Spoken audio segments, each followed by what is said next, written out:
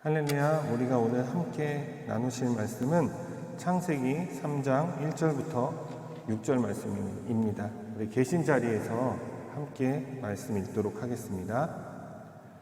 그런데 뱀은 여호와 하나님이 지으신 들짐승 중에 가장 간교하니라. 뱀이 여자에게 물어 이르시되 하나님이 참으로 너희에게 동산 모든 나무의 열매를 먹지 말라 하시더냐.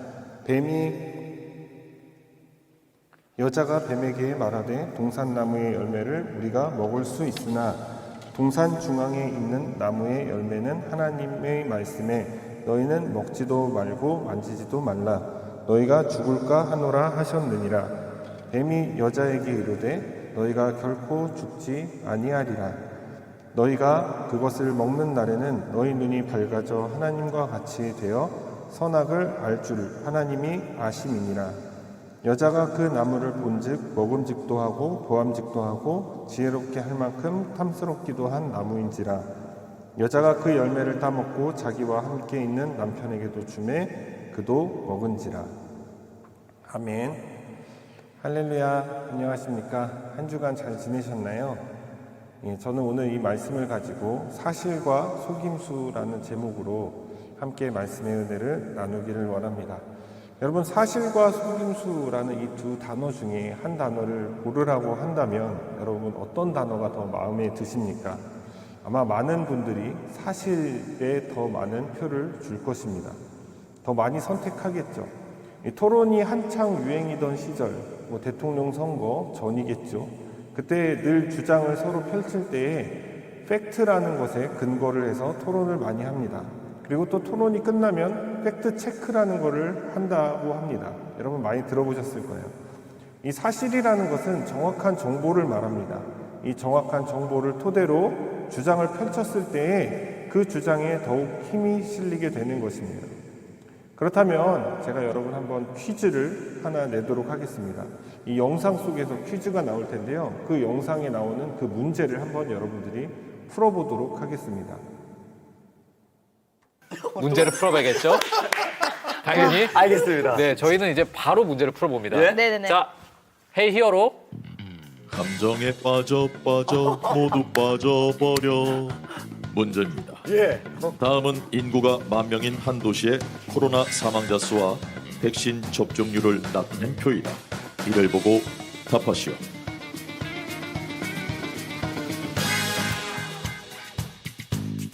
한 언론사에서는 위의 표를 토대로 이런 기사를 보도했다. 사망한 사람이 200명인데 그중에 백신 접종자가 절반이다. 백신 맞으나 안 맞으나 사망률에서는 큰 차이가 없다. 과연 그럴까요? 기사의 내용 팩트체크 해봅시다. 자, 여러분 잠시 그 엔지니어상의 문제가 있어서 좀 목소리가 제대로 전달이 안 된 것 같습니다. 양해의 말씀을 드리고요. 자, 우리 영상을 보셨을 텐데 한번 어떻게 보셨나요? 여러분들 정말 백신 맞은 사람이나 맞지 않는 사람이나 이 사망률에서 큰 차이가 없을까요? 이 영상을 보신 분들은 아마 아실 텐데요. 사실 정답은 아니오입니다. 큰 차이가 없는 것이 아니란 말이죠. 아마도 이 방송 보셨던 분들 계실 거예요. TV에서. 왜 그런지, 왜 그렇게 되는 건지 한번 다음 영상을 보면서 답을 찾아보도록 하겠습니다. 네, 우선 10,000명이죠. 그래서 백신 접종자에서 9,000명, 네. 그리고 미접종자는 1,000명으로 됐죠. 네. 그리고 여기서 이제 사망자가 9,000에서 이제 사망자가 100명이니까 곱하기 100분율, 100을 하면은 약 1.1%가 나옵니다. 그래서 1%가 되고요. 네. 그리고 미접종자는 1000분의 100 곱하기 100 하면 10%가 나오게 돼서 거의 10배 차이가 나죠. 정답은 X. 그러니까 이게 사망자 수가 같아도 사망률을 따지고 보면은 네. 다른 해석이 나오는 거잖아요. 그죠? 맞아요. 기준점을 여기서도 기준점을 잘 세워야 되는데요. 접종자 9,000명 그리고 미접종자 1,000명으로 나와야지 제대로 된 해석을 할 수가 있는 겁니다. 예, 여러분 이 영상을 통해서 무엇을 느끼셨습니까? 여기에서 모든 숫자는 다 사실이었습니다. 그런데 이것을 보도하는 그런 언론사나 아니면 발표하는 기관이 그 기준점을 어디에 두느냐에 따라서 그 숫자를 통해서 속임수를 얼마든지 쓸 수 있다는 것을 우리가 보게 된 것이죠. 그렇다면 이 사실과 속임수에 대해서 이 영상을 통해서 어느 정도 짐작하셨을 텐데요. 오늘 본문 속으로 들어가서 이 부분에 대해서 좀 더 면밀하게 나눠보도록 하겠습니다. 먼저 1절 상반절 말씀을 한번 읽어볼게요. 1절 상반절에 보면 함께 읽겠습니다. 그런데 뱀은 여호와 하나님이 지으신 들짐승 중에 가장 간교하니라. 이 1절에서 뱀이 등장을 합니다. 이 뱀은 어떤 동물이냐? 그 캐릭터에 대해서 잘 묘사하고 있는 것이 1절 말씀인데요. 1절에 따르면 뱀은 여호와 하나님이 지으신 들짐승 중에 가장 간교하다라고 말씀하고 있습니다. 이 구절에 대한 오해가 사실 있습니다. 그것은 뱀이 간교하다라는 것 때문인데요. 그래서 나쁜 짐승으로 이해를 하게 된다는 거예요. 악한 존재로 이해를 하게 된다는 거예요. 저도 어렸을 때 그래서 뱀을 보면 무조건 죽여야 되고 물리쳐야 되는 존재라고 생각을 했습니다. 그런데 여러분, 뱀들을 다 잡아 죽이면 여러분 자연의 생태계가 무너지게 되겠죠. 그럼 또 이런 의문이 드실 겁니다. 뱀을 왜 하나님께서 간교하게 지으셨을까? 하나님의 잘못도 있는 것 아니냐, 이런 생각도 하실 수 있는데요. 그렇기 때문에 창조는 완전한 것이 아니었다, 이렇게 말할 수 있는 사람도 있을 것입니다. 그러나 이것도 역시 오해라는 것입니다.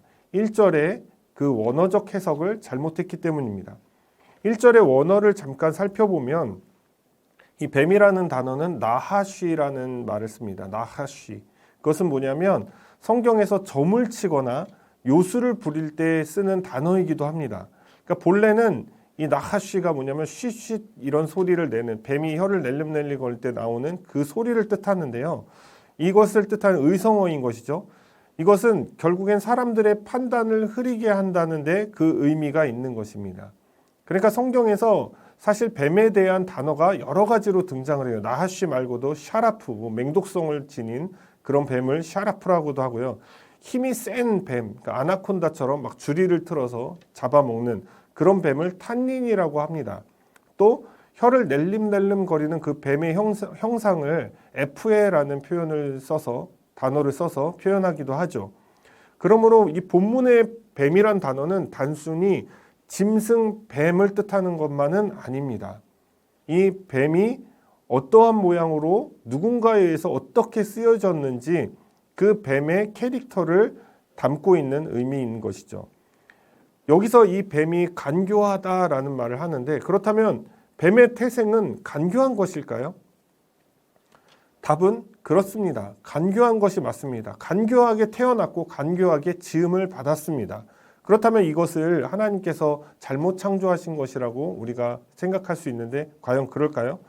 아마도 이 간교하다라는 이 의미를 우리가 부정적으로 받아들이기 때문입니다. 마치 하나님께서 간교하게 만든 것이 결국 사람이 죄를 짓는데 그 원인을 제공했다, 그런 문제가 되었다라고 생각할 수 있다는 것이죠. 여기서 간교하다는 말은 원어로 아룸이라고 합니다. 이 단어는 잠언에서 사용할 때는 슬기로운 자라고 번역이 되어 있어요. 똑같은 단어인데도 말이죠. 그렇다면 이것은 사실 부정적인 의미가 담긴 단어가 아니라는 거예요. 이 아룸이라는 단어는요. 그런데 왜 같은 단어를 쓰고도 잠언에서는 슬기로운 자인데 이 창세기 3장에서는 뱀을 간교하다라는 말로 다르게 번역되었을까요? 그 이유는 이 슬기로움의 속성 중에 하나인 이 영리함, 이것을 어디에 쓰느냐에 따라서 이 부정적 혹은 긍정적으로 해석하게 된다는 것입니다. 뱀은 본래 하나님께서 이 선하신 뜻 가운데 영리하도록 지음을 받았습니다. 그러나 사단을 통해서 쓰임 받을 때 그것이 간교하게 드러났다는 것입니다. 그러므로 저와 여러분도 본래 하나님께서 저와 여러분을 하나님의 선하신 뜻 가운데 아름답게 창조하시지 않았습니까? 근데 그 모습을 유지해 나가야 되는 것이죠. 태어날 때부터 살인자는 없는 것입니다. 어떤 영향과 자신의 잘못된 결단과 판단에 의해서 그 사람이 살인자가 되는 것이죠. 지금껏 1절을 통해서 우리가 뱀에 대해서 한번 알아보았는데요. 정리하면 뱀이 문제가 아니라 뱀이란 짐승이 문제가 아니라 뱀을 통해 드러난 그 사단이 문제였다는 것을 알 수가 있습니다. 그렇다면 뱀에 대한 입장은 어느 정도 정리가 되셨을 겁니다. 이 뱀이 어떻게 사람을 그럼 미혹했는지를 알아보도록 하겠습니다. 이 3장 전체의 구조를 보면 재밌는 부분이 하나 있는데요. 하나님에 대한 호칭입니다. 하나님에 대한 호칭을 이 저자가 쓸 때 저자의 관점과 사단이 하나님을 부르는 관점, 이 두 가지로 나누어서 기록하고 있습니다. 저자는 하나님을 칭할 때에 여호와 하나님이라는 말을 합니다. 그러나 사단은 여호와를 빼고 하나님이라는 말만 하고 있습니다. 그렇게 기록되어져 있는 것이죠. 저자가 하나님의 호칭을 구분한 데는 분명한 이유가 있습니다. 여호와 하나님에서 이 여호와라는 것은 언약을 뜻합니다. 아담과 세우셨던 언약, 즉 선악과로 맺었던 그 언약을 말합니다. 또한 하나님으로 번역된 이 엘로힘이라는 것은 하나님께서 천지를 창조하시는 그 능력 그리고 그 모든 만물의 주인이 되신 주관자라는 것을 뜻하고 있습니다. 그런데 뱀은 하나님이라고만 말하고 있는 것이죠. 여호와를 빼버린 거예요. 그것은 약속을 빼버렸다는 것입니다.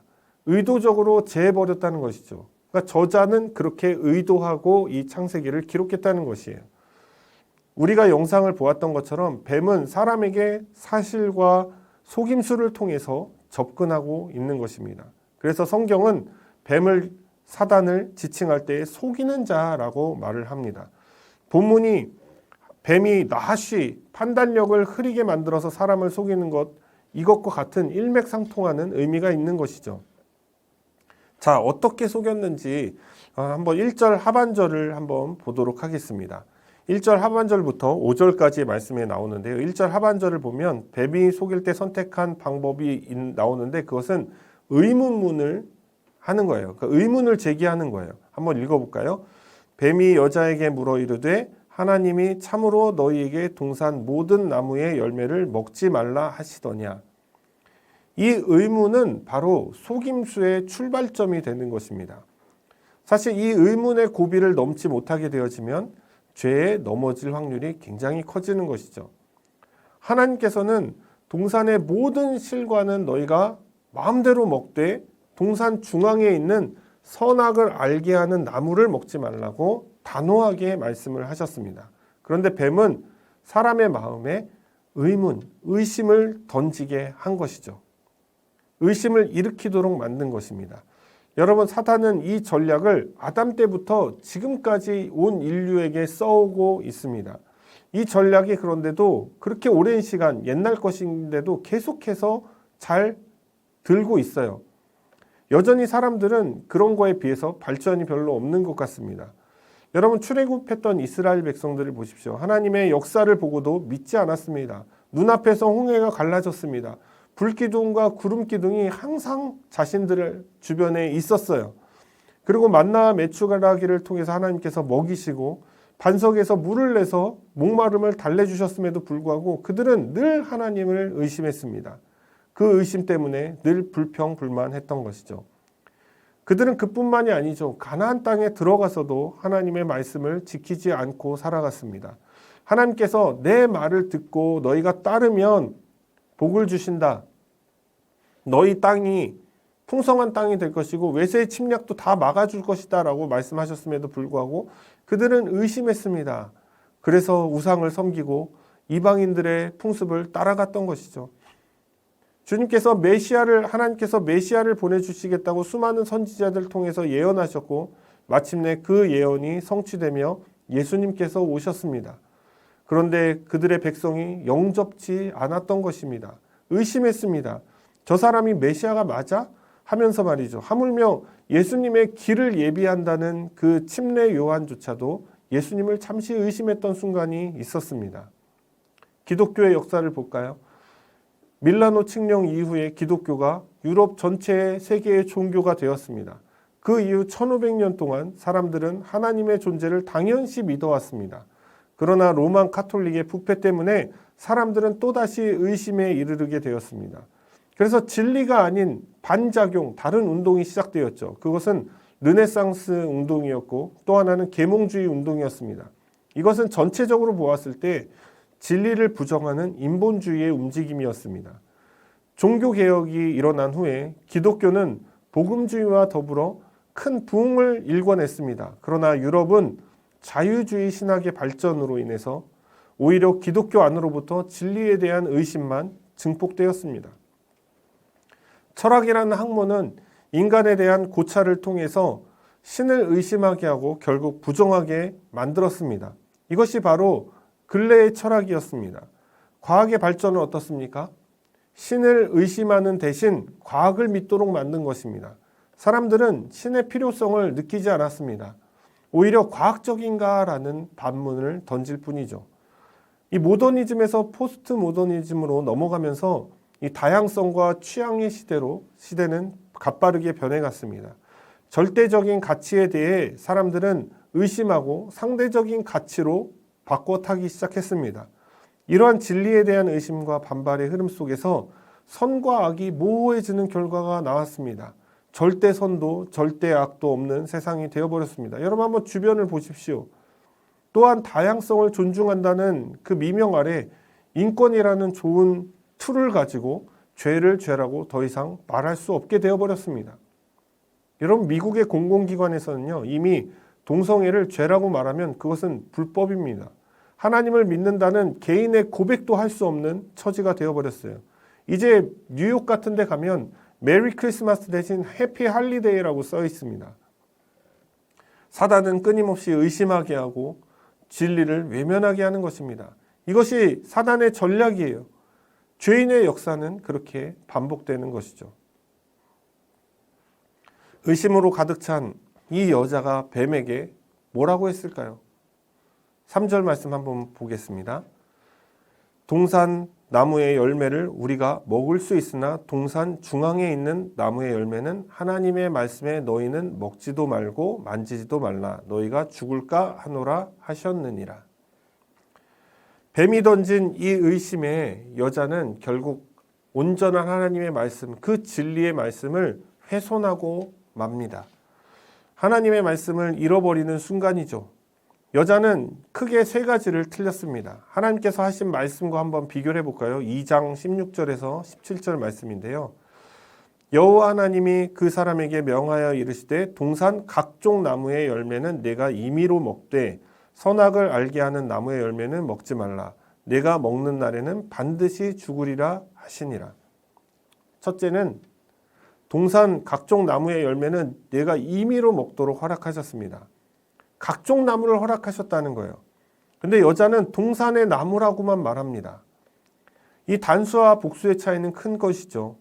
다양하게 먹을 수 있도록 하나님께서 베풀어 주신 것과 그냥 나무, 이거는 다른 것입니다. 하나님을 굉장히 편협하게 만드는 거예요. 어쩌면 기독교가 편협하다는 소리를 듣는 게 이런 이유일지도 모릅니다. 둘째는 이 동산 중앙에 있는 나무라고 했는데 동산 중앙에는 선악을 알게 하는 나무와 생명나무가 같이 있습니다. 하나님께서는 생명나무를 먹지 말라는 말씀을 하지 않으셨습니다. 선악을 알게 하는 나무를 먹지 말라고 분명하게 말씀하셨죠. 근데 여자는 동산 중앙에 있는 나무를 먹지 말라. 셋째는 무엇이냐면 네가 반드시 죽으리라 라고 말씀을 하셨다는 거예요. 근데 여자는 죽을까 하노라 라고 말을 하게 되는 것이죠. 여러분 어떤 차이가 있는 건지 아시겠죠? 의심은 하나님의 이 분명한 말씀, 변하지 않는 이 진리의 말씀을 왜곡시키는 것입니다. 혹시나 여자가 까먹고 완벽하게 기억하지 못해서 그렇게 말한 거 아닐까요? 라고 말씀하시는 분이 있을지 모르겠는데요. 당시 아담은 어떤 존재였냐면 이 들짐승과 새들을 하나님께서 보내주셨을 때 그들의 이름을 지어줬습니다. 하나도 헷갈리지 않고 중복되지 않고 다 기억하면서 말이죠. 여자도 충분히 그런 존재였습니다. 여자는 하등하기 때문에 못한다. 이것이 아니었죠. 아담의 갈빗대를 취해서 만든 거예요. 너는 내 뼈 중에 뼈고 내 살 중에 살이라. 그러니까 그 아담 자체, 그 모든 지능과 이런 것들, 지혜가 고스란히 여자에게도 동일하게 적용이 됐다는 것이죠. 그렇기 때문에 여자는 충분히 다 외울 수 있는, 그 하나님의 말씀을 암기할 수 있는 수준이었다는 거예요. 진리가 무엇인지 구별할 수 있는 수준이었다는 거예요. 죄를 짓기 전이었기 때문이죠. 죄라는 것은 의심을 통해 문 앞에 들어옵니다. 그리고 들어와서 우리를 혼란스럽게 만들죠. 결국에 진리를 왜곡시켜버리는 것입니다. 성경은 구약과 신약을 포함해서 전체를 성경이라고 부릅니다. 이 율법 폐기론자들은 구약의 말씀을 전혀 중요하게 생각하지 않습니다. 그러나 예수님은 율법의 1.1획도 변하지 않을 것이라고 말씀을 하셨습니다. 그리고 다 이룬다고 말씀하셨죠. 그렇다고 해서 반대로 율법주의자가 되어서도 안 되는 것이죠. 예수님께서 그 율법을 다 이루셨기 때문에 예수님을 믿는 자들은 이제 율법의 저주 아래 있는 것이 아닌 것이죠. 진리라는 것은 하나님의 말씀입니다. 그것은 온전해야 되는 것입니다. 의심하거나 왜곡해서는 안 되는 것입니다. 야고보서 1장 6절 말씀을 한번 보시면 오직 믿음으로 구하고 조금도 의심하지 말라. 의심하는 자는 마치 바람에 밀려 요동하는 바다 물결 같으니. 베드로후서 3장 16절을 보면 또 그 모든 편지에도 이런 일에 관하여 말하였으되 그 중에 알기 어려운 것이 덜어 있으니 무식한 자들과 굳세지 못한 자들이 다른 성경과 같이 그것을 억지로 풀다가 스스로 멸망에 이르느니라. 어떤 영화를 보니까 사기꾼들이요, 사기를 칠 때 가장 중요한 포인트를 알려줍니다. 첫째는 진짜보다 더 진짜처럼 해라. 그런데 여러분, 사람은 어떻습니까? 의심을 하죠. 이 부분이 킬링 포인트인데요. 이렇게 이야기를 하더라고요. 상대가 의심하는 것을 확신으로 바꿔줘라. 그러면 의심이 확신이 되면 그 사람은 뭐 팥으로 매주를 쓴다고 해도 믿는 지경에 이를 것이다. 여러분, 사기의 정석을 제대로 보여주는 것이죠. 근데 뱀이 그 사기의 정석을 제대로 보여줍니다. 한번 4절 말씀 한번 볼까요? 뱀이 단호하게 말하죠. 여자에게 이르되 너희가 결코 죽지 아니하리라. 4절에 나오는 이 결코 죽지 아니하리라를 이렇게 원어로 한번 살펴보면 하나님께서 정령 죽으리라라고 말씀하신 것과 완전히 일치해요. 거기에 부정어가 있는데 로를 하나 앞에 붙인 겁니다. 그러니까 하나님 말씀을 그대로 인용해서 앞에 부정어만 붙인 거예요. 그러니까 뱀은 하나님의 말씀과 같은 이 단호하고 확신 있는 어조로 또한 하나님의 말씀을 교묘하게 이용해서 여자에게 말하고 있는 것이죠. 여자의 의심은 이제 확신으로 돌아서게 됩니다. 근데 불행하게도 하나님에 대한 확신이 아니라 뱀에 대한 확신으로 말이죠. 그리고 뱀의 결정적 한마디가 울려 퍼집니다. 그것이 바로 5절 말씀인데요. 우리 한번 5절 말씀 볼까요? 너희가 그것을 먹는 날에는 너희 눈이 밝아져 하나님과 같이 되어 선악을 알 줄을 하나님이 아심이니라. 이 5절 안에도 역시 사실과 속임수가 동시에 존재하고 있음을 알 수 있습니다. 선악을 알게 하는 것은 사실이죠. 선악을 알게 되어집니다. 그리고 하나님과 같이 선악을 구분하게 되어지는 것이죠. 그것도 하나님께서 모두 다 알고 있는 사실입니다. 그러므로 이것은 다 사실에 근거한 것이지만 이 안에 트릭이 있다는 것이죠. 그 트릭은 무엇이냐면 가장 중요한 거, 하나님이 먹으면 정령 죽으리라 절대 먹지 말라고 하신 그 하나님의 말씀이고 그 약속을 어긴다는 이 사실, 이것을 망각하게 되는 거, 이게 사실 핵심인데, 하나님께서 선악을 알게 하는 나무를 금하신 이유는 우리가 지난번 설교에도 말씀드린 것처럼 이 창조주 하나님과 피조물을 구분하는 것, 또한 이 죄 없는 인간의 모습을 그대로 누리기를 원하셨다는 것이죠. 여러분, 선악을 구분하는 순간 사람은 악도 알게 되는 것입니다. 악이 무엇인지 알게 되는 것이죠. 그러면 사람은 선과 악을 선택할 수 있는 기로에 놓이게 되는 것입니다. 그러면 사람은 악을 선택할 확률이 생기는 것이죠. 그래서 악을 선택하면 죄로부터 벗어날 수 없는 굴레에 들어가는 거예요. 이것을 선택하는 것이 바로 자유의지죠. 그러니까 선악을 알게 하는 나무를 먹지 않았으면 사람은 악과 악을 모릅니다. 그러니까 모든 것이 다 선한 것이죠. 근데 악을 보게 되는 순간 악을 선택할 수 있게 되는 그런 여지가 주어진다는 거예요. 이 뱀의 속임수로 이 뱀이 던진 그 의심들이 여자가 하나님의 말씀을 왜곡하게 하고 그 틈을 놓치지 않았던 뱀이 여자에게 잘못된 확신을 심어주었을 때 여자는 이 6절 말씀처럼 반응하게 되어집니다. 한번 6절을 함께 볼까요? 여자가 그 나무를 본즉 먹음직도 하고 보암직도 하고 지혜롭게 할 만큼 탐스럽기도 한 나무인지라 여자가 그 열매를 따먹고 자기와 함께 있는 남편에게도 주매 그도 먹은지라. 먹음직도 하고 보암직도 하고 지혜롭게 할 만큼 탐스럽게 보였다는 것이죠. 만약 죄가 더럽고 추악하고 고통스럽게 느껴진다면 여러분 누가 죄를 선택하겠습니까? 그러나 죄는 굉장히 매력적인 것입니다. 그래서 죄에 대한 거부감이 없이 죄를 선택하는 거예요. 이와 같이 사단의 속임수가 갖는 파급력은 실제로 어마어마한 것입니다. 한 개인이 죄를 짓게 함과 동시에 공동체에도 영향을 주게 되어지는 것입니다. 비록 여자의 손을 통해서 남편이 그 선악과를 먹고 죄를 같이 지었지만 여러분 이것은 여자 혼자서 뱀에게 꼬임을 받아서 남편을 설득하는 그런 과정이 아니었습니다. 아담도 설득당한 상태였어요. 왜냐하면 뱀이 그러잖아. 너희가. 그것은 복수죠. 또한 같이 있었다고 하잖아요. 아담이. 그 옆에 있는 남편에게도 주매. 함께 있는 남편에게도 주매. 그러니까 아담은 그 자리에 함께 있었습니다. 여자와 뱀이 나눴지만 아담은 곁에서 그것을 다 들었어요.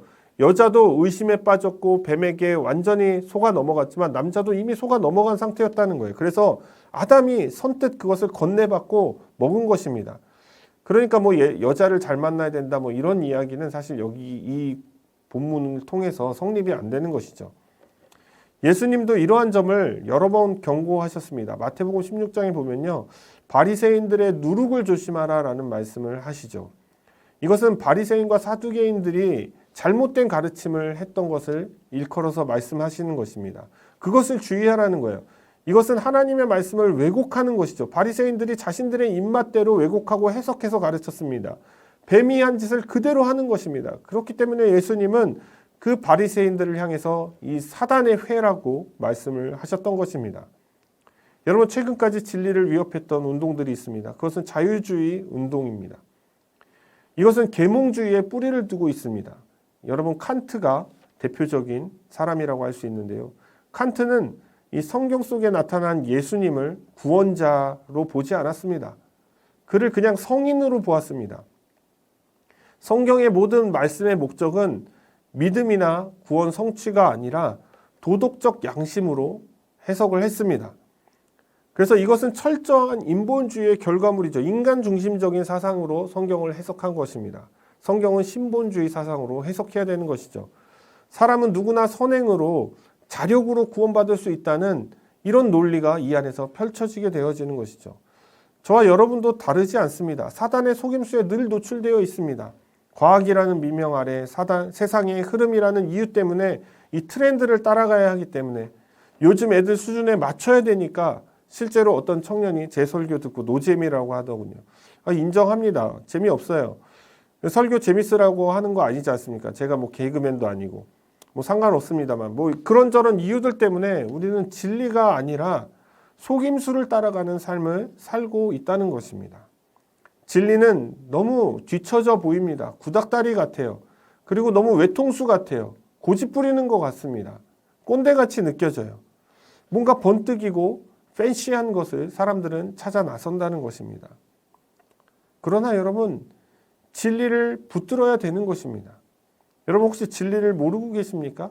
진리를 모르기 때문에 붙들지 못하는 거 아닙니까? 진리는 하나님의 말씀이죠. 하나님의 말씀은 바로 성경입니다. 그렇다면 성경 전체가 말하고자 하는 것은 무엇일까요? 그것은 하나님께서 천지를 창조하시고 사람을 만드셨지만 사람은 사단의 속임수에 넘어가 하나님으로부터 범죄하게 되어집니다. 이 범죄로 인해서 사람은 영원히 죽는 형벌을 받게 되어지죠. 무엇보다 하나님과 단절된 채 살아가야 했습니다. 하나님께서 사람을 너무나 사랑하셨기 때문에 이 죄의 문제를 해결해서 다시 사람과 함께 동행하시기를 원하셨습니다. 이 죄의 문제는 사람 스스로는 해결할 방법이 없었어요. 반드시 죄의 대가를 지불해야만 했기 때문이죠. 그러면 온 인류를 다 쓸어버려야 했습니다. 하나님께서는 영원하고도 넘치도록 충분하며 죄가 없는 대속물이 필요했습니다. 그래서 친히 독생자 예수 그리스도를 이 땅에 보내주신 것입니다.